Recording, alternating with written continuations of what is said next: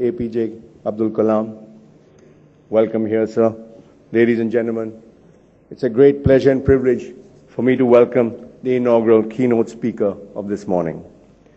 Statesman, scientist, motivational guru, Dr. Kalam exudes hope and inspiration in the age of cynicism and resentment.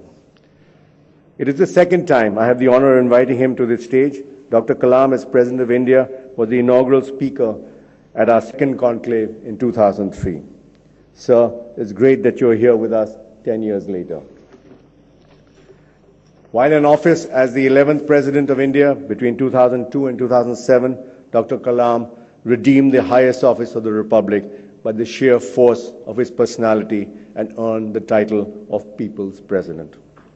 Out of office, Dr. Kalam continues to serve the nation with the same sense of dedication, humanism, and humility. He's a globe-trotting preacher of development and innovation with a cult following among the youth. At 81, this sprightly evangelist of knowledge is an icon of young India. Dr. Kalam came to Rashtrapati Bhavan with the formidable reputation of being the missile man, with a rock star aura and a hairstyle which helps. By training an aeronautical engineer, the man from Rameshwaram in South India began his career as the project director of India's first indigenous satellite vehicle, which earned a membership in the Space Club. After an illustrious 2 decades in India's satellite program, he headed our missile development project, and later led the Pokhran II nuclear test, which made India a nuclear weapon state. He also, for 2 years, served as the principal scientific advisor to the Government of India. In the modernization of our defense technology, there was no leader more influential than Dr. Kalam. In a politically divided India by its first right-wing Prime Minister, headed by its first right-wing Prime Minister, Dr. Kalam became a consensus candidate for the President. It was a tribute to his status as a national hero, but he was not an ornamental president, nor was he a partisan, as was some of his predecessors. Dr. Kalam not only upheld the best tradition of the office, but defied its rigid viceregal protocols to bring it closer to the people. In his own words, he turned Rashtrapati Bhavan into People's Bhavan. He made that hallowed premises on Raisina Hill accessible to ordinary citizens. His invitees included farmers, policemen, postmen, village sarpanches, and most significantly, students from all over India. The first citizen was at his inspirational best when he was with the young. He swayed their minds with his vision for India 2020. If we invest in knowledge and innovation, he believed India would become a developed nation. A Gandhian in his lifestyle, he was every inch modern and 21st century in his working style, and he still is. As president, he was guide, friend, teacher, and national role model, evoking admiration and affection in equal measure. Dr. Kalam is all that, even now, and busier as a best-selling author and most sought-after knowledge guru. In a country that is growing demographically younger, he is in permanent conversation with the youth. A random selection of his book titles, Wings of Fire, India 2020, Ignited Minds, gives us a glimpse of one of India's finest minds. It is a mind that inspires the youth and ignites ideas of change, a mind in relentless pursuit of a better tomorrow. No wonder the topic of his address today is paradigm shift in thinking. Ladies and gentlemen, Dr. APJ Abdul Kalam. Thank you.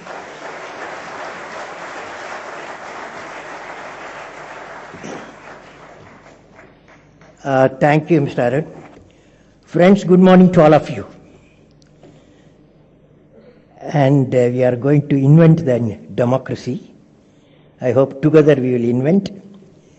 I thought of sharing you one information before starting my lecture.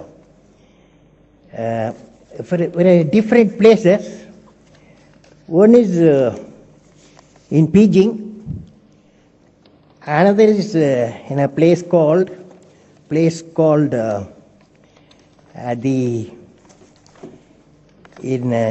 Moscow. It's about 1,000-year-old city. That city is called Yaroslavl, where the president of the Russia, Mr. Dmitry Medvedev, invited some of us to discuss the modern state, standards of democracy, and criteria for efficiency. And 2010, we all assembled there, about 40 in the field of nation building, nation management, and the topic was standards of democracy and criteria for efficiency. Another one I attended last year, that is in November 2012. There in PG Forum, the topic they had is harmony of civilization and prosperity for all, challenges, opportunities, new thinking and new reality. Why I am saying this too, whether democratic nation or non-democratic nations are tending to become a democratic nation, you are trying to see that how democracy can be applied. Of course, democracy has got multi-dimensions. Everybody claims they are a democratic nation, but the method of doing quite different. So I want to share some experiences, mostly when I am teaching at various places. So far I have met 15 million youth in our country. Last 10 years' time, they ask difficult questions. You must be there when they ask the questions. Some people don't ask questions, but they ask me all sorts of questions.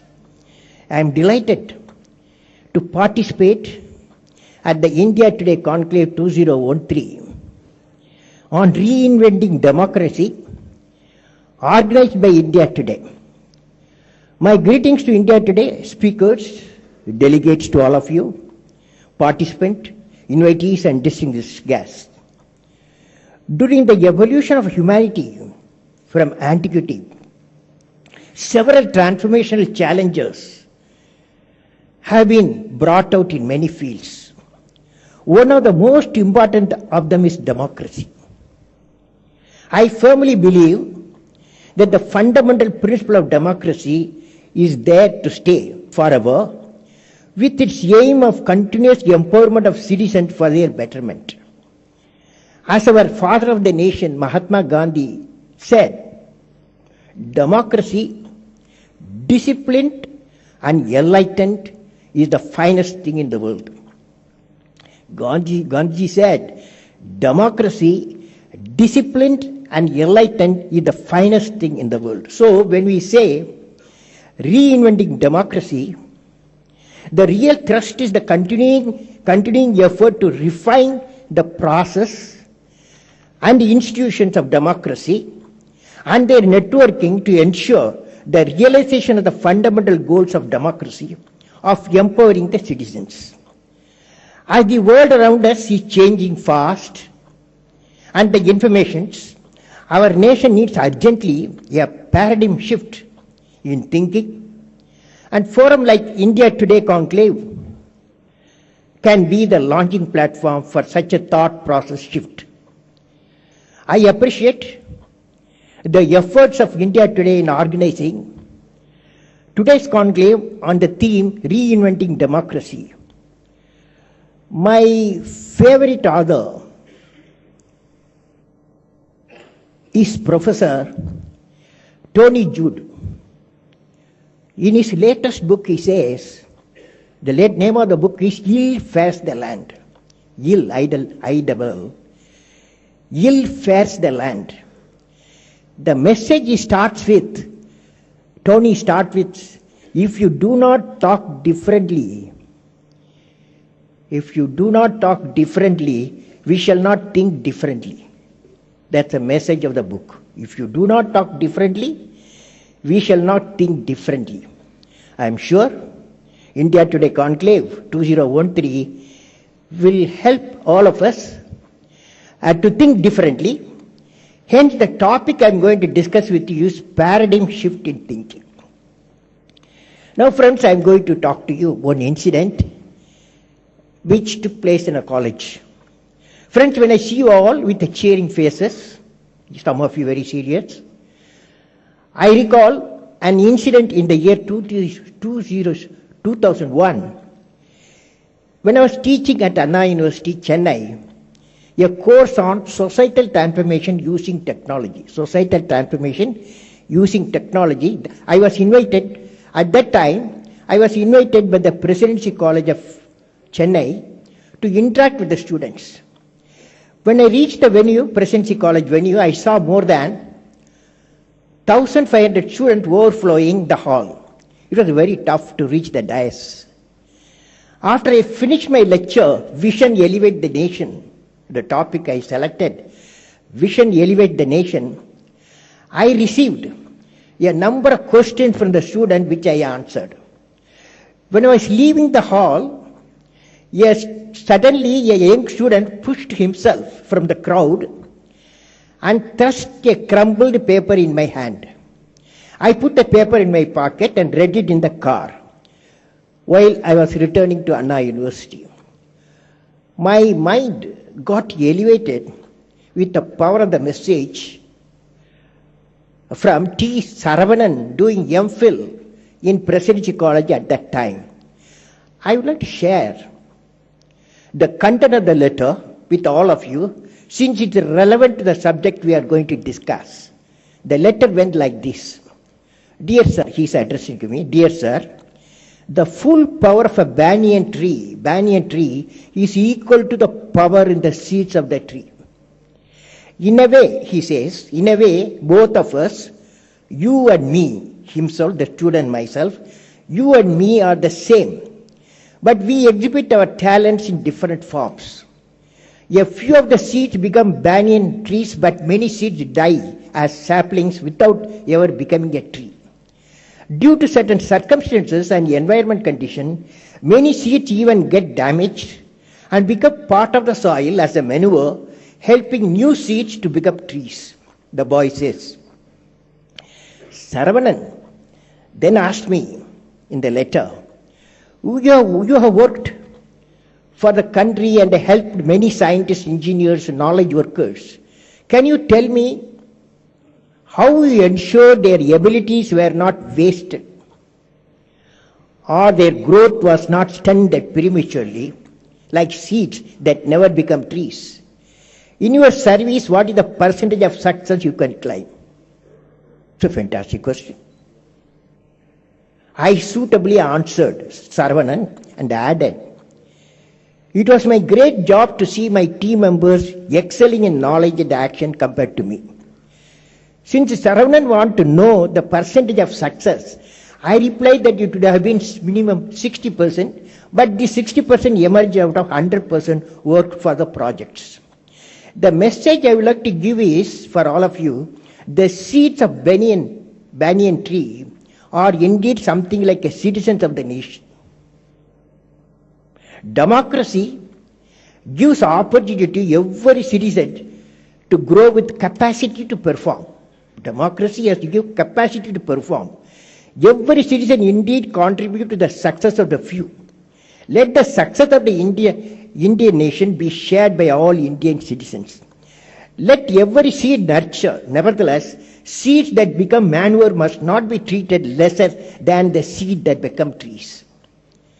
Now friends, right to live with dignity. In continuation, every citizen in the country has a right to live with dignity. Every citizen has a right to aspire for distinction in his own levels. Availability of opportunities, just and fair means, dignity and aspiration, dignity and aspiration pays to every citizen is what democracy is all about. This is the axis of our constitution to make life wholesome and worth living in a true and vibrant democracy for all citizens of the nation. In vibrant democracy, empowered human being is indeed the prime mover. We need to bring people out of the suffocation and loss of human rights due to the backwardness, induced economic status, caste differentiation, violence against women and children, and the unjust domination of the helpless by those in power. People are getting restless. If the cancer of corruption and frustration generated by denial of timely justice at an affordable cost are not dealt with soon, a revolution will start giving birth to the empowered human beings. Therefore, the right approach is to strengthen the democracy and take advanced actions. Take advanced actions, short-term, long-term, instead of precipitating the crisis. Keep on reacting on the contingency basis. The roadmap for graduating our people into an empowered, enlightened citizen will have to include three aspects. Number one, education with value system. Religions graduating into spirituality, and removal of poverty and economically making the nation strong. Let us look at the unity of minds. At this point, I would suggest that at social levels, it is necessary work for the unity of minds. Indian civilization is a multilingual, as you know, multi-faith, multi-racial system evolved over centuries. The increasing intolerance for views and lifestyle of others and the expression of these differences through lawless violence cannot be justified in any context. All of us have to work hard and do everything to make our behavior civilized and respect the rights of every individual. That is the most fundamental of the democratic values, which I believe is our civilizational heritage and the very soul of our nation. Let us evolve ourselves into a society that respects differences and celebrate differences. Let our experts, leaders, institutions show in their words and deeds for tolerant for other people's opinion, tolerant for other people's culture, tolerant for other people's beliefs, tolerant for other people's styles, and tolerance of other people's ideas. In fact, such attitude at the individual and community level has been the hallmark of Indian civilization. Now, friends, I would like to share with you certain thoughts based on my experience about the linkage of many disciplines which have to work in symphony for the development and growth of democratic nation. Rule of law. I have studied the development process of our nation last 10 years. As you are aware, there are several interfaces that makes the total system of democracy. These are political leaders, lawmakers, parliament, administrators, police, scientists and technologies, doctors, lawyers and judges, media, and other professionals and non-governmental organizations. Every interface has to work with a common vision of the development mandate for our country. Also, it has to be transparent and pure. All of us, irrespective of the segment of the system to which we belong, have to regulate ourselves by a code of behavior ordained by the Constitution.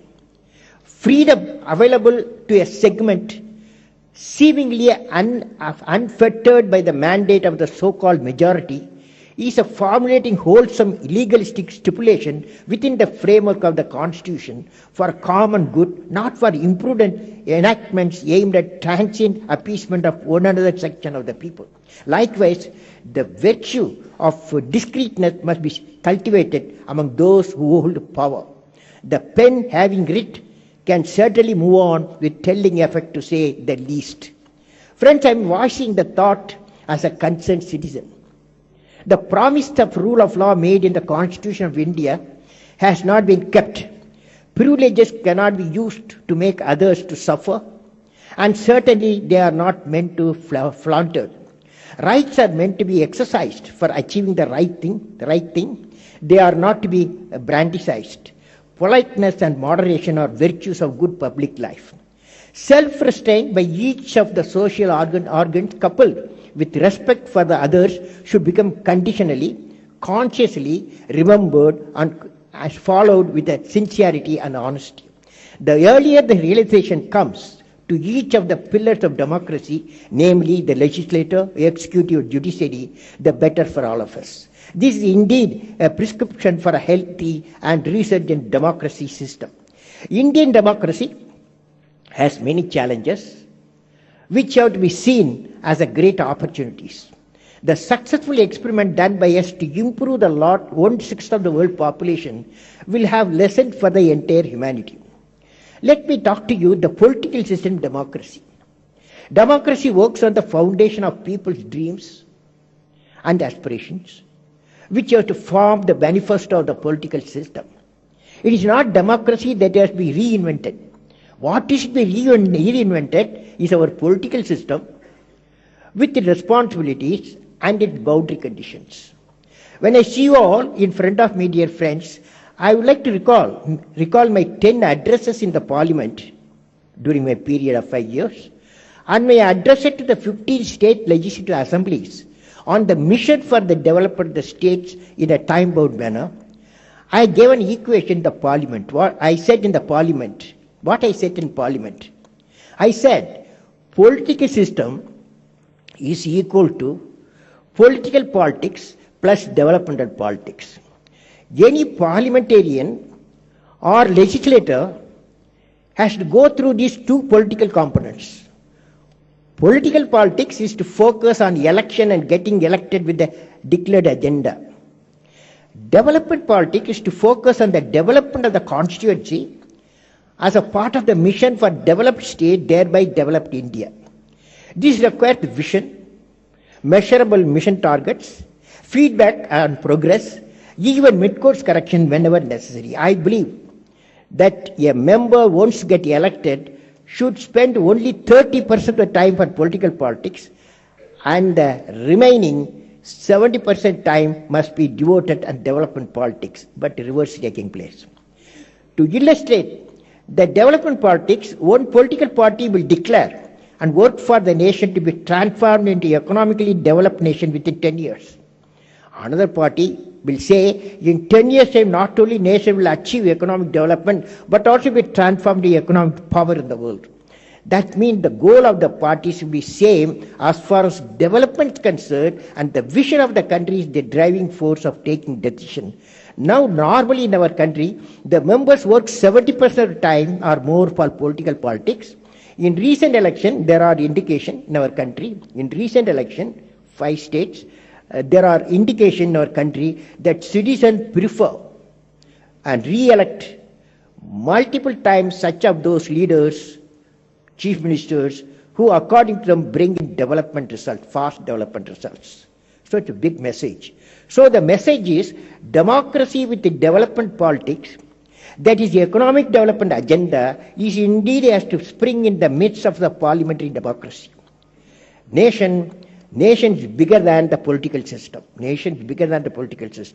The 540 million youth of the Indian nation are the most powerful resource on our planet. I will conclude with sharing a glimpse of what Indian youth thinks about our democracy. On 19 January 2011, I visited Amaravati to attend a program organized, a youth conference of the whole of Maharashtra and neighboring states, to address about 1.2 lakh youth. I gave a talk in the dais, all the political leaders were sitting there. I gave a talk on the subject, I am unique. In the presence of many political, societal development leaders, teachers, and educationists. After I finished my lecture, among other questions which I answered, one interesting question came from a rural boy. He asked me a question, sir, can you please tell me, our media and my friends always say China is economically progressing well and faster compared to India. Tell me, sir, why India cannot go faster in development? Tell us what we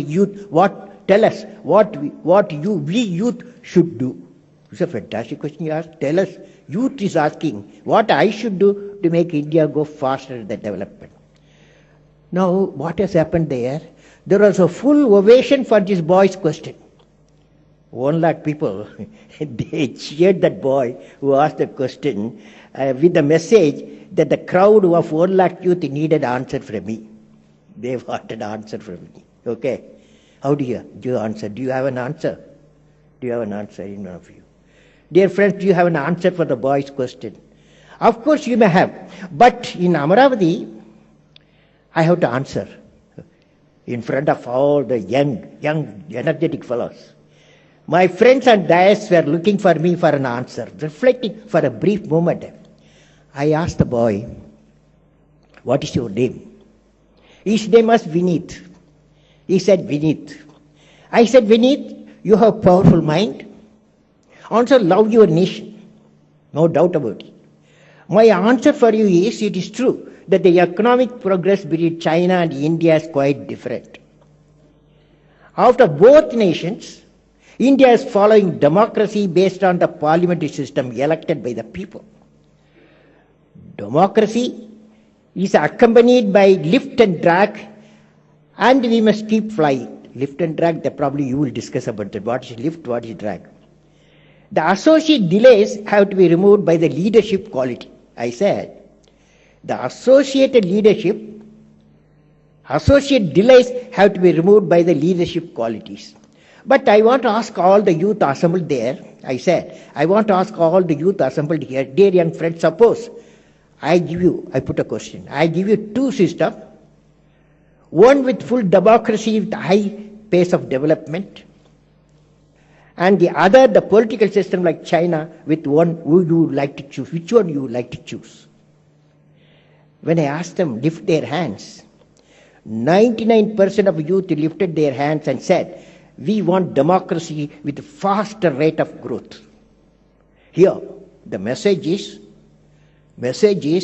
540 million youth. They want a faster growth of democracy. Probably that may be one of the agenda. For you, the agenda of our discussion, and I believe.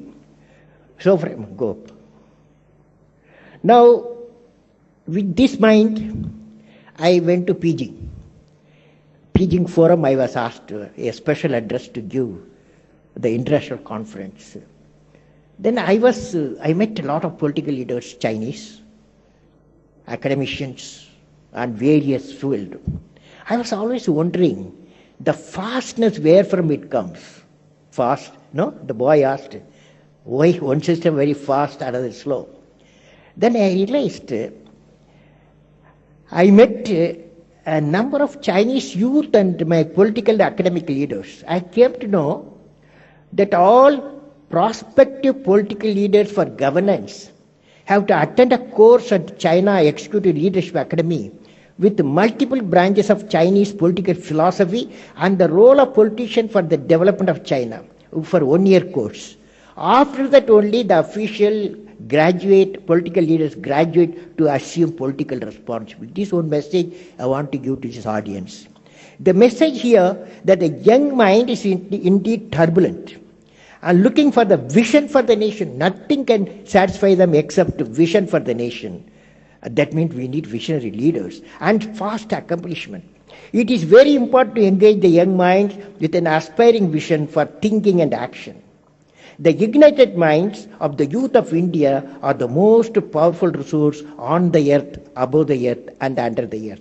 Friends, so far, I discussed to you nurturing the seeds, right to live with dignity, unity of minds, interconnected societal system, governance, necessity of code of conduct for the citizens, and political system in democracy, dynamics of the youth mind. Now, I would like to present how important for the nation to have a vision. Many a civilization disappeared from the earth because of absence of the vision. It is time for India to have a creative leadership in every branches of our life to articulate the vision, to transform the vision into mission, and capacity to make the mission into a reality in agriculture, industry, and service sector. Friends, in conclusion, I have seen myself 3 dreams. I was a partner of the dreams, which have taken a shape as a vision, mission, and realization. Space program of ISRO, Agni program of DRDO, Defense Research and Development Organization, on providing urban amenities, rural areas, becoming the national mission. Of course, these three programs succeeded in the midst of many challenges and problems. I have worked in all these three areas. I would like to convey to all of you what I have learned on leadership from these three programs. Reinventing democracy. We have to reinvent it to give birth to democracy. Leaders. Great creative leaders. Now what did I learn? I have learned leadership from these three programs. What did I learn? I learned leader must have a vision. Leader must have a passion to accomplish the mission. Leader have a vision, we have experience. 1960s. One scientist, one political leader thought, why should we get wheat ships from abroad? We have to make grain in India. Today we are making 250 million tons of food thanks to C. Subramaniam and Dr. Swaminathan. Similarly, Vikram Sarabhai in 1970 has said India will have a communication satellite to link all the 600,000 villages. Today we have. Next one, leader should have passion to accomplish the mission. Not only vision, leader must have passion to accomplish the mission. Leader must be able to travel in an unexplored path. Leader never travels the path what somebody has made. Leader must know how to manage success and failure. I have seen success, many success. I have seen for failure. Failure management tough. There only leadership qualities needed. Leader must know how to manage a success and failure. Leader must have courage to take decisions. Every day, a leader, project director, when I was there, I was taking every day number of decisions. Some will go bad also, it doesn't matter. Leader must have courage to take decisions. Leader should have nobility in management. Management, nobility, they are part of art. But we must bring it together. Every action of the leader should be transparent. Last one, but the most important, leader of 21st century leader, one of the greatest quality what he or she needs, leader should work with integrity and succeed with integrity. Leader should work with integrity. Leader should work with integrity and succeed with integrity. I have been discussing these essential traits of creative leaders with people of eminence in different areas and students from India and abroad. Let us move on with the spirit of I can do it, we can do it, and India will do it. This quality of leadership will certainly empower the billion people of India with sustainable development as it is focused on the evolving nation of renaissance. Nation of Renaissance, I dream. A book is going to come. Name of the book is Squaring the Circle. Squaring the Circle, name of the book is going to come shortly. That is going to talk about Nation of Renaissance. My best wishes to all of you. May God bless you all, friends. Wish you all the best. So you'll find solution for reinventing democracy, creative leaders. And also make citizen with capacity building. Wish you all the best. My best wish to all of you. May God bless you.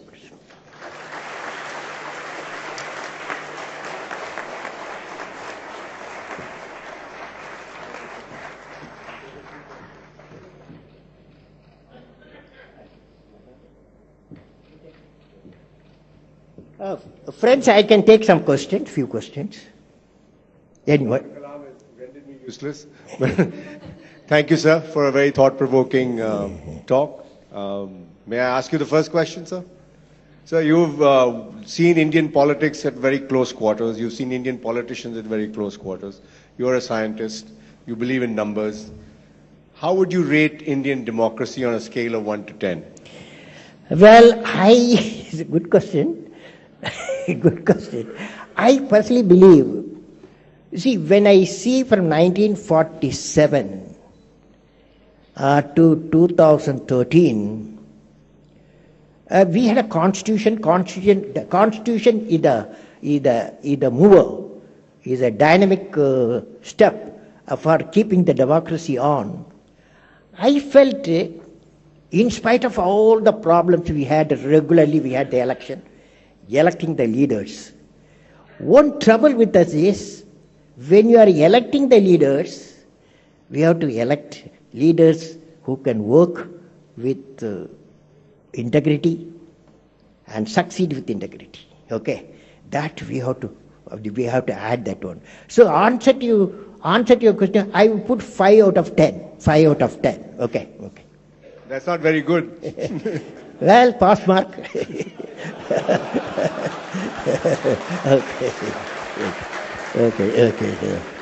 Okay, sir. Anyone? Anybody? Yes, madam. Get up. Sir, Javed. Is there any one leader, if you had the final choice, who would you choose? Is there any one leader who you think fulfills all those criteria? You are great, sir. I worked with two prime ministers, okay? When I was a president, I had to work with Vajpayee ji and Manmohan Singh ji. Vajpayee ji, I have seen with him, half I worked, 50% with him in 5 years, 50% with Manmohan Singh ji. Now, Manmohan Singh is an expert in the field, in the finance. No doubt he is an expert in the field. So I value his judgment on the economy and all, and his suggestion to various issues, and that respect I have got for him. Whereas Vajpayee ji takes fast decisions, okay? Fast decisions. So this my mind says, these are the two different. I hope both are complementary. Okay, sir. Yes, madam. Yes, madam. Yes, go ahead. Get a mic. Mic, rush mic. Sir, you gave an absolutely beautiful description of what a leader ought to be. But do you think without really bringing about a change in the education system, we can create such leaders? Because the system itself It's a very good question. You see, education, madam, three components. Primary education, secondary education, higher education. I don't have much comment on secondary education and higher education. Both are going somewhat good. But my comment is on the primary education. Up to age 15, children, we need creative teachers. Create leaders at the grassroots level so that they take up positions later on and make the change happen. See, I have seen political leaders, some political leaders in India, they can spot, for me, I was spotted by Professor Vikram Sarabhai because I was not highly qualified, but I was working hard. I was acquiring the knowledge. At that time, when he spotted me as a young scientist, then he gave the full responsibility to grow. Not only he selected me when I am in the lower bottom, but he gave me a responsibility to grow and ensure that I succeed. If I fail, he was by my side. Okay. The greatest quality of a leader, whether political or scientist or technology or industry, when the success comes, the industry or the leader give the success to his team. When the failure comes, the leader absorbs the failure. This is the greatest quality in politics you need. Okay. That is, this I have witnessed actually in my life. I have witnessed when I failed in SLV3, that is first launch of SLV3, putting the satellite in the orbit. It went to Bay of Bengal. It failed. On that day, the Professor Satish Dhawan, he took a press conference, national, international press conference. There, he announced that we failed today. Definitely in a year time we'll succeed. I was the project director. I am the mission director. He is taking the responsibility of failure, chairman of the ISRO. Next time when succeeded, he asked me to you go and conduct a press conference. Do you follow? That means when the success comes, he gives to his people. When the failure comes, the leader absorbs. This is the quality, including media it is needed. Everywhere it is needed. I'm afraid we have to end on that very wise note, sir. Don't worry. If my mail is apj@abdulkalam.com. Send a mail. 24 hours you get a reply. apj@abdulkalam.com. Okay. Send a mail. This talk what I given is my website www.abdulkalam.com. It is in the website www.abdulkalam.com. Any question you send me. Wish you all the best. God bless you. Thank you very much, sir. Thank you so much.